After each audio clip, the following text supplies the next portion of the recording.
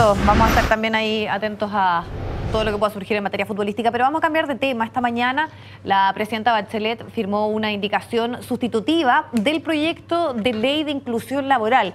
Y con esta modificación se estableció que los organismos con más de 200 personas o de personal, al menos el 1% deberá ser personas en situación de discapacidad. Vamos a profundizar en este tema. Nos acompaña el ministro de Desarrollo Social, Marcos Barraza. Ministro, gracias por estar junto a nosotros. Muchas gracias por la invitación. Bueno, comencemos un poco por explicar qué significa este cambio que podría haber en nuestra normativa. Esto está sujeto tanto a las personas que trabajen en el sistema público como en el sistema privado, ¿no? Efectivamente, sería una norma que regiría tanto para empresas privadas con más de 200 personas trabajando, es decir, grandes empresas, como así también para entidades del sector público, órganos de administración del Estado, incluidas municipalidades, congresos, Poder Judicial, en fin, con más de 200 personas, teniendo a la vista una reserva o cuota laboral de un 1% cuando existen más de 200 personas en la respectiva empresa o entidad. O sea, sí o sí van a tener que tener una persona en condición de discapacidad. O sea, un 1%, y eso implica claro, que dependiendo del número de personas, eso puede ser 2, 3, 4, 5. Hoy día estuvimos en la empresa SK Berger, acompañando a la presidenta en la firma de esta indicación sustitutiva, donde es una empresa de repuestos automotrices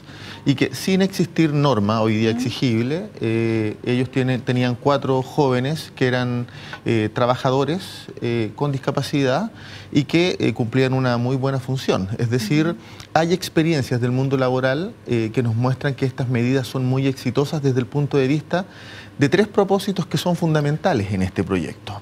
El primero, crear un sistema de inclusión laboral para personas con discapacidad que se articule con un sistema de protección social. Y paso a explicar esto. Un buen sistema de protección social no es solo aquel sistema que solo provee de alguna transferencia monetaria o algún servicio, sino que también aquel que habilita socialmente para la empleabilidad. Y eso es muy importante. Etcétera. Exacto. Un segundo criterio tiene que ver con que una norma que prohíba la discriminación en todas sus formas para las personas con discapacidad, tanto en el acceso como en el salario. Y esto es muy importante porque hoy día la ley 18.600 para personas con discapacidad mental posibilita que una persona reciba un salario inferior al salario mínimo cuando tiene algún tipo de discapacidad mental. Y es algo que estaríamos corrigiendo en este proyecto de ley, como así también que el contrato de aprendiz, que en el caso de las personas con discapacidad les posibilita también pactar un salario inferior al salario mínimo, no se extienda indefinidamente, porque hoy día a cualquier edad se puede aplicar esa normativa en el caso de las personas con discapacidad y sea solo hasta los 26 años, que es justo la edad en que se egresa de la educación especial. Claro, importante avanzar en eso, sobre todo en eso, porque era una discriminación claramente arbitraria que tuviesen que recibir un salario menor al que corresponda, un salario mínimo.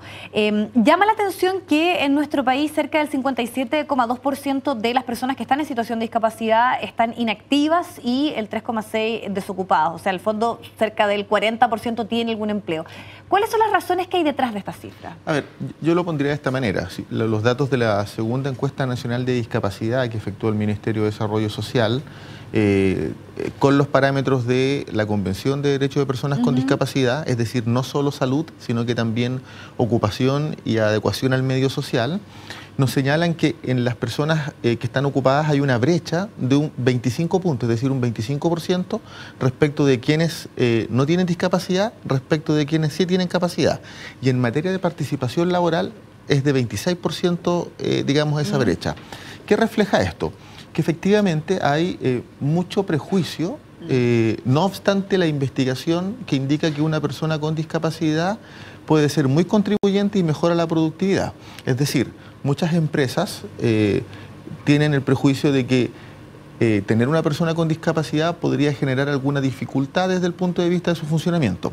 Sin embargo, la mayoría de los estudios con base en Chile, indican que cuando hay personas con discapacidad en una empresa, mejora el clima laboral, mejora la cultura laboral, pero también mejora la productividad, porque una persona con discapacidad tiene una disciplina y un rigor distinto que muchas veces que otras personas.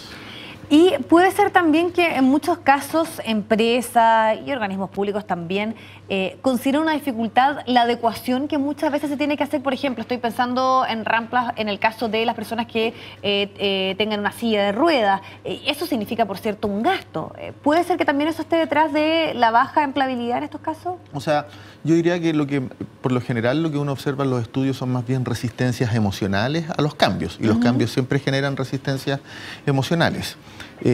La normativa, la ley 20.422, habla de adecuaciones necesarias, es decir, que la empresa en este caso se vaya adecuando, o el servicio público, a las características de la persona con algún tipo de discapacidad.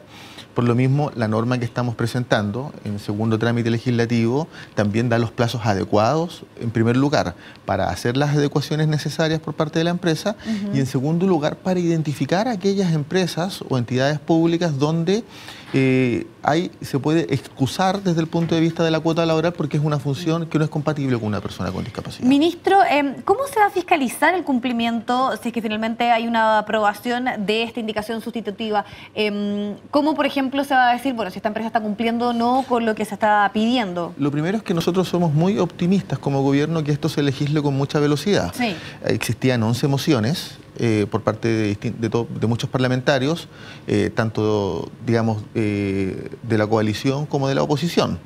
Esto está en segundo trámite legislativo en el Senado, por tanto, podemos legislarlo con mayor velocidad, y eso es muy bueno. Ahora bien, ¿quiénes fiscalizan? En el caso del sector privado es la Dirección del Trabajo, y en el caso del sector público es el Servicio Civil en conjunto con el Senadis. Y una persona en situación de discapacidad, ¿cómo lo hace cuando cree que hay una discriminación hacia él en la búsqueda de trabajo? Muchas veces se hablaba, por ejemplo, qué es lo que pasa al momento de presentar un currículum, si se debe especificar ahí que hay una condición de discapacidad o no. Y si siente que hubo un rechazo que tiene que ver con eso. A ver, o sea, desde luego siempre pueden acudir a tribunales, pero lo interesante es que esta norma es una norma que se hace extensiva tanto para personas con discapacidad que están en el Registro Nacional de Discapacidad del Senadis, como también para aquellas personas que tienen pensiones de invalidez. Claro. Y que están en el registro, en este caso que van a estar en el registro de la Superintendencia de Seguridad Social, donde se va a almacenar la identificación de estas personas. Por tanto, para poder tener cobertura a través de esta cuota laboral para personas con discapacidad o con invalidez, ciertamente que se tendrá que ser parte de ese registro, donde se verifica tal condición, pero desde el punto de vista de la discriminación, evidentemente que la persona puede acudir a tribunales o a la misma entidad pública.